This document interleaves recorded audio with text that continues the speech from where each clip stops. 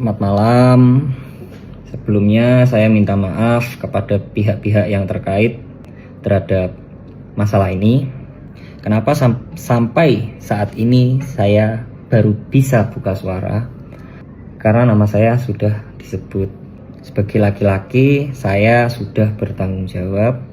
Maka setidaknya izinkanlah saya untuk menceritakan kronologi dan meluruskan beberapa hal. Awal mulanya ketika saya itu kenal Erika adalah melalui live TikTok. Saya live TikTok, Erika give saya, kemudian kita lanjut DM-an. Setelah lanjut DM-an itu lama, kita lost kontak lagi. Tidak ada kontak sama sekali sampai di bulan November kemarin saya dan Erika janjian untuk main biliar di Cubic Billiard Senci. Cubic ya, itu mungkin Cubic ya, pokoknya yang biliar di Senci. Di sana kita minum-minum, teman Erika ada yang datang juga minum. Selesai dari Cubic kita lanjut karaokean. Di karaokean kita minum-minum.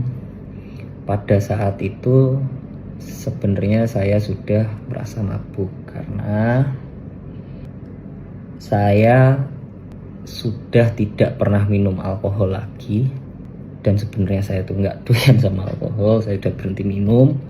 Ketika itu saya minum lagi, jadi ya minum pasti mabuk banget. Dari sana lanjut lagi. Di sana tuh lanjut lagi ke Swill House kita minum lagi. Ke Swill House, kelar dari Swill House lanjut lagi ke Su minum lagi sampai dari private room minum lagi karena aku udah mabuk banget. Kita diajak pulanglah ke kediaman Erika. Dibilang jangan pulang, kan mabuk, di sini aja. Oke. Besokannya saya kan punya job di Batam. Keesokan harinya saya berangkat ke Batam. Pada saat itu kita masih intens, cacatan kita masih intens, kita masih video call bareng gitu kan, Tiba-tiba Erika ini samperin aku, saya tidak tahu. Tiba-tiba Erika itu samperin aku udah sampai di Batam. Akhirnya nemenin saya perform, minum juga. Selesai perform itu minum juga, pulang bareng. Esokan paginya saya berangkat ke Batu Raja. Kok Batu Raja ya? Mana ya? Jambi. Esokan harinya saya berangkat ke Jambi. Erika pulang ke Jakarta. Kita flight berbeda. Tapi beberapa hari itu, setelah itu kita masih intens chat-chatan, intens video call, hingga Erika ini saya rasa agak aneh. Anehnya kenapa tiba-tiba cuek? Yang awalnya udah makan apa ini, tiba-tiba cuek. Saya coba tanya kenapa, gak apa-apa. Oke, saya diem. Saya coba chat lagi, lama-lama gak ada jawaban. Saya chat sampai bener-bener gak ada jawaban. Akhirnya aku chat panjang, kamu nih kenapa sih sebenarnya, ngomong kalau ada apa-apa itu ngomong, coba jelasin ada apa. Di sana dia marah karena dia marah dengan alasan yang tidak jelas. Menurut saya itu ya, ini tuh ada masalah apa sih, kan nggak jelas. Akhirnya saya cuma jawab dengan emot senyum. Ya sudah. Tiba-tiba setelah itu kita nggak ada kontak sama sekali. Di tanggal 30 Desember, itu 1 hari sebelum saya main di Medan untuk acara New Year, Erika telepon. Pertama nanya lagi apa. Oh enggak lagi apa-apa. Kenapa? Aku hamil. Dia mengutarakan bahwa dia itu hamil. Pada saat itu karena saya juga syok dan saya masih ada pekerjaan, saya bilang, oke, kamu di rumah sakit mana? Saya akan datang. Tapi saya mau selesaikan perform besok dulu. Gak apa-apa kan? Gak apa-apa, oke. Di hari yang sama saya langsung telepon orang tua saya. Saya jelaskan, Pak, ini hamil. Terus orang tua saya memutuskan, ya sudah ayo berangkat ke sana. Oke. Singkat cerita, kita berangkat. Saya dengan orang tua saya berangkat ke sana. Orang tua saya menjelaskan kondisi saya seperti dalam podcast tersebut. Dan di sana Erika sudah berkata kepada orang tua saya bahwa dia bisa menerima kondisi saya. Kemudian orang tua saya ya bilang, ya sudah jalanin aja. Oke, akhirnya kita jalanin. Setelah kita jalanin, kita berantem. Pertama kali kita berantem adalah masalah charger. Masalah kabel charger, guys. Jadi pada saat itu kabel charger saya kan nggak ada, dia itu pinjemin kabel chargernya dia. Karena kan itu kan aku kan berangkat keluar kota. Nah, setelah selesai perform, saya buru-buru pulang, terlebih dahulu pulang untuk temani Erika. Karena saya tahu posisinya lagi hamil, saya selesai perform, saya ambil flight yang paling pagi untuk temanin Erika. Saya capek, masih apa. Saya temanin Erika udah nanya, kabel charger di mana? Saya juga belum istirahat kan posisi saat itu kan, saya pokoknya fokus temenin dia aja. Deh. Kabel charger di mana? Ada kok. Aku jawab gitu, ada kok. Kasih tahu asisten kamu ya, suruh cari itu kabel charger. Bilang Erika marah. Pada saat itu saya juga tersulut emosi. Saya bilang, ini apa-apaan? Cuman masalah kabel charger aja marah. Selesai masalah itu, kita diem. Akhirnya berbaikan lagi. Jalan lagi. Setelah jalan lagi, pagi hari kita mau keluar bareng. Di pagi hari itu kita mau keluar bareng. Karena pada saat itu celana panjang saya itu semua lagi dicuci. Saya bilang, apa aku pakai celana pendek aja ya?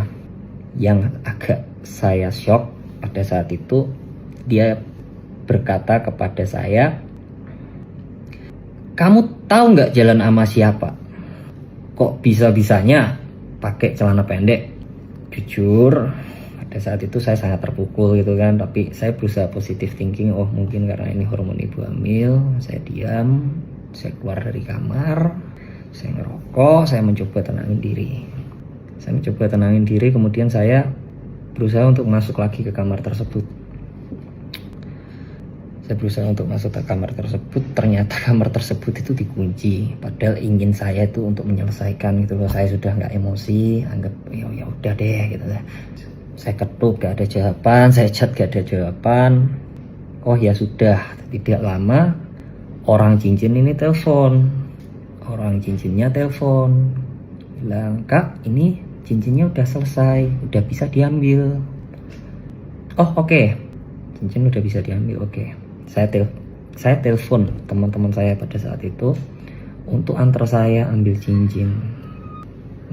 Untuk antar saya ambil cincin sama ngopi. Tapi saya chat Erika, saya bilang saya ambil cincin, saya ngopi dulu. Udah pulang dari sana. Setelah ambil cincin, saya berusaha masuk lagi. Ternyata pintu udah dibuka. Tapi ini posisi teman saya sudah pada pulang ya, istilahnya teman saya itu cuma antar saya. Saya masuk ke kamar. Niatan saya itu untuk bikin mood dia seneng dulu itu. Ini loh cincin udah jadi. Saya coba tunjukin gitu, cuman reaksinya tidak seperti yang saya kira. Dia bikin kata-kata,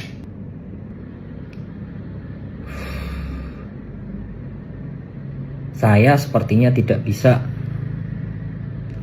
melanjutkan hubungan ini. Udah kamu diam aja, biarkan saya yang bertanggung jawab. Kalau bisa tidak usah ada orang yang tahu ini anak bapaknya siapa. Saya mau apalagi gitu kan. Oh ya sudah, karena saya sudah mendapatkan kata-kata tersebut, saya Saya ngomong masih pada saat itu, saya ngomong, nggak marah toh? Dia bilang enggak. Oh ya udah, saya beres-beres. Itu jam 2 pagi, antara jam 2 pagi pokoknya itu udah subuh aja deh. Saya telepon teman saya untuk jemput. Saya beres-beres barang, saya pulang ke rumah saya. Di saat itu juga saya langsung telepon orang tua saya kabarin, Pah, Mah, ini dia bilang gak mau melanjutkan. Dia tadi bilang aku suruh diam. Kalau bisa anaknya gak usah tahu bapaknya siapa. Ya sudah kok, papa mamaku bilang gitu. Ya sudah kok, yang penting kamu sudah bertanggung jawab. Oke. Dari sana ya sudah, saya tidak pernah chat-chatan lagi, tidak pernah tanya kabar pun juga tidak pernah, karena saya menghargai kata-kata dia pada saat itu. Sampai singkat cerita tiba-tiba nongol di podcast. Ini rame banget ketika orang-orang itu mengarah ke saya. Di hari yang sama itu saya sudah coba untuk chat Erika. Boleh telepon nggak? Saya mau klarifikasi. Tapi ini aku cukup klarifikasi ke kamu, nggak perlu klarifikasi ke sosmed. Aku tanya lagi, bisa telepon nggak? Hingga saat ini itu tidak ada jawaban. Kemudian untuk masalah pengancaman, saya sebenarnya tidak tahu menahu tentang grup 19 orang tersebut. Cuman apabila ada kata-kata saya yang menyakiti hati saudara, menyinggung saudara, maupun menyakiti saudara, saya minta maaf sebesar-besarnya. Dengan rendah hatinya saya minta maaf sebesar-besarnya, karena saya juga mendapatkan ancaman. Saya mungkin juga sedang emosi, saya kilaf, saya dapat dorongan dari luar. Sekali lagi saya mohon maaf sebesar-besarnya. Sekian klarifikasi saya. Saya minta maaf banget buat fans-fans saya. Saya minta maaf banget sudah mengecewakan sekali. Terima kasih selama ini sudah selalu support saya. Terima kasih buat orang-orang yang sudah support saya. Saya cuma ingin meluruskan hal-hal yang bisa diluruskan.